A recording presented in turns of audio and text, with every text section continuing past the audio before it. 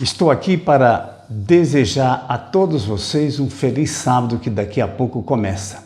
Hoje é o dia 6 de fevereiro de 2026. O nosso assunto de hoje é mistério revelado, a redenção. Vamos orar. Pai eterno que estás nos céus, nós estamos aqui agradecidos porque o Senhor tem nos assistido a cada momento. Pai Santo e Eterno, nós não merecemos o Teu amor, a Tua misericórdia, mas nós Te pedimos porque somos pequenos demais, somos pecadores e o Senhor nos redimiu. Que bom, Senhor, que presente, que vida o Senhor nos concedeu. Depois de termos perdido a vida pelo pecado, o Senhor resolveu nos resgatar, nos salvar. Vamos comentar isso de alguma maneira, em poucas palavras. Que o Senhor seja louvado por isso. Pai Santo e Eterno, te pedimos por todos os ouvintes desta matéria. Em nome de Jesus. Amém. Como eu dizia, então vamos falar sobre o mistério revelado, que é a redenção. O que é a redenção? Quando o homem estava totalmente perdido pelo pecado, que não tinha nenhum meio mais dele ter vida, ele morreria, ele morreu pelo pecado. Apesar de Deus ter dito ao ser humano lá no Éden, existe alguém, o inimigo, que vem tentar tirar vocês do que é certo.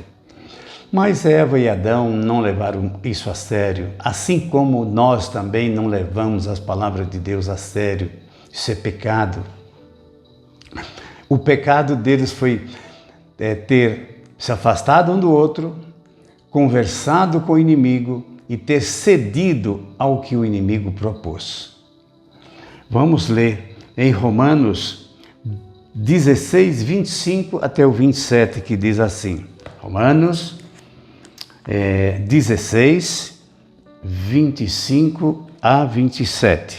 Ora, aquele que é poderoso para vos confirmar, segundo o meu evangelho, a pregação de Jesus Cristo, conforme a revelação do mistério guardado em silêncio nos tempos eternos, e que agora se tornou manifesto e foi dado a conhecer por meio das Escrituras proféticas, segundo o mandamento de Deus eterno, para a obediência por fé entre todas as nações. Ao Deus único, sábio, seja dada honra por meio de Jesus Cristo e pelos séculos dos séculos. Amém. O mistério da redenção, ele é muito antigo. Por quê? Quando Deus pensou em fazer o mundo, a Terra, além de outros bilhões de lugares habitados que tem o universo, foi perguntado o que se perguntou sempre. E se o homem pecar? E se esse ser que vamos criar, se ele pecar? Jesus, que é eterno, que é Deus, já se propôs ao seguinte: eu morrerei no seu lugar. Isto foi guardado como mistério, como segredo profundo. Ninguém sabia disto.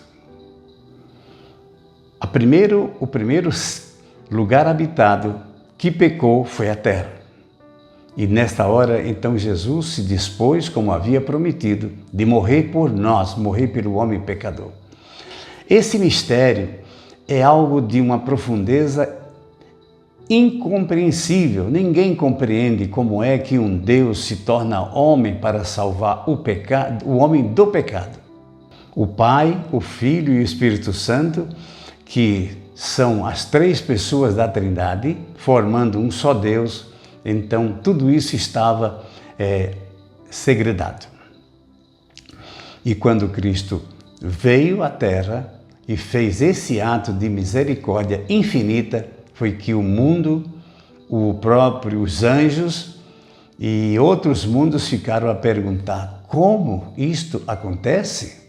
Até então, isso era um assunto desconhecido, pecado. Nenhum outro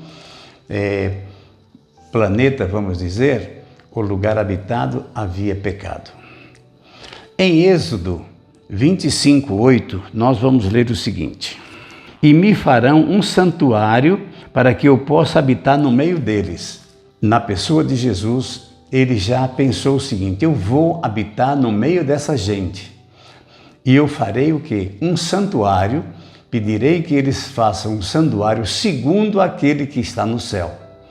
E deu instruções a Moisés, e Moisés, juntamente com Arão e mais muitos artífices, fizeram um santuário. Esse santuário serviria para que Deus pudesse se manifestar aqui, para os homens daquela época, os israelitas, aqueles que saíram do Egito. Tudo já havia a sentença do pecado, a morte, a gravidade do pecado, mas não havia então ainda um ato tão próprio para que Deus se manifestasse, caminhando para a salvação, para a redenção, para a morte dele, para tirar de nós esse peso que havia em nós. E a nossa situação hoje qual é? Depois do pecado, depois da condenação à morte, Jesus apresentou o plano da redenção. E como eu disse, os anjos não sabiam e ficaram impactados com aquilo lá. O próprio Deus Pai ouviu do Filho esta coragem, essa disposição extraordinária de morrer em nosso lugar. É tanto que a Bíblia diz que Jesus conciliou o mundo com Deus. Deus puro como é, ele não podia ter contato, nem mesmo olhar para o pecado. Quando ele olhou para o mundo pecador, ele virou as costas para o mundo. Jesus pegou as nossas ofensas, os nossos pecados, pôs sobre si e foi então para frente do Pai. E o Pai, mais uma vez, ele se volta, e agora ele se volta para o mundo e vê o mundo purificado e com o salário pago. Então, e nisto houve o quê? A reconciliação do mundo através de Cristo. E caminhando um pouco mais, a gente vai agora ler João, capítulo 1, verso 14. E o Verbo se fez carne e habitou entre nós, cheio de graça e de verdade. Vimos a sua glória, glória com unigênito do Pai. A Bíblia tem palavras ou frases pequenas com um sentido muito profundo que é necessário que a gente estude, ore, pedindo ao Espírito Santo que nos diga. Nestas palavras que aqui estão, tem muito. O Verbo se fez carne e habitou entre nós. Jesus se fez homem como nós somos, possíveis de pecar, com fragilidade como de um homem. Ele habitou entre nós e cheio de graça e de verdade, e vimos a sua glória, a glória do Pai que estava estampada no Filho.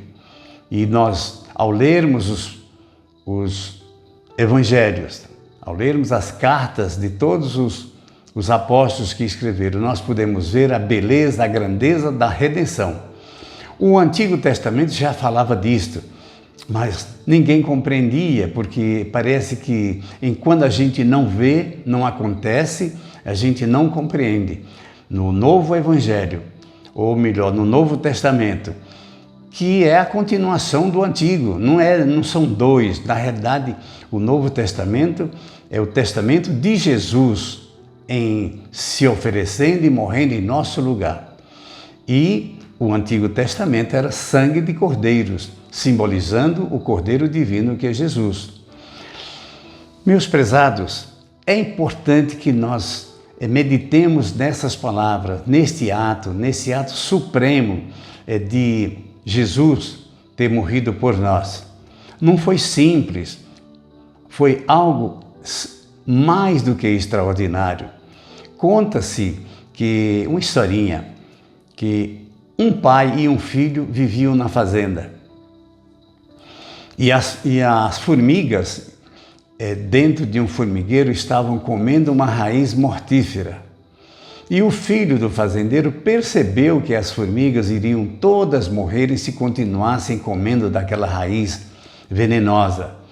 E ele disse: pai, eu Eu posso me tornar uma formiga, aprender a linguagem delas e dizer para elas lá no fundo do buraco do formigueiro, dizer que elas não comam esta raiz porque ela gera morte.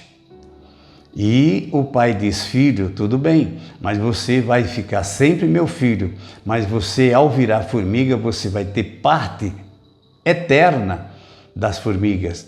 Você vai sempre ter a imagem de formiga junto com a imagem de Deus que você é. E aquele filho então concordou, virou uma formiga, aprendeu a linguagem das formigas, desceu até lá nas entranhas da terra, falou ali o suficiente para que as formigas não comessem mais daquela raiz mortífera. E ele conseguiu convencer muitas formigas de não comerem mais aquilo. Mas não foram todas. Muitas morreram e perderam a sua continuidade biológica, mas aquelas que tiveram a sabedoria de parar de comer aquela raiz de pecado, aquela raiz de morte, elas tiveram a sua continuidade nas seguintes. É uma história simples, mas dá para a gente pensar o que aconteceu. Jesus se tornou um de nós, ensinou-nos que não devíamos experimentar do gosto do pecado, que ele é passageiro, que ele é mau, que ele é ruim, ele é carnal. E como é difícil convencer-nos de que isso não presta. Somente através da força de Jesus Cristo, através do Espírito Santo, é que nós temos condições de deixar o pecado. O que alguém diz assim, mas ninguém nunca deixa de pecar. Sei, só que cada vez que você ofende a Deus, você pede perdão, você se arrepende, você faz um propósito para não fazer mais. Só que nós, por nós mesmos, não podemos deixar o pecado. Temos que pedir a Jesus, é o Espírito Santo e ao Deus Pai, que nos dê as boas obras e a escolha do que é certo para que a gente possa, na volta de Cristo, estarmos contados entre os eleitos. Esta é a mensagem que eu tenho para nós todos nesta tarde. E vamos orar. Eterno Pai, o plano da redenção é extraordinário. Nós somos eternamente, profundamente gratos, Pai Santo, porque o Senhor morreu em nosso lugar. O pecado gera morte.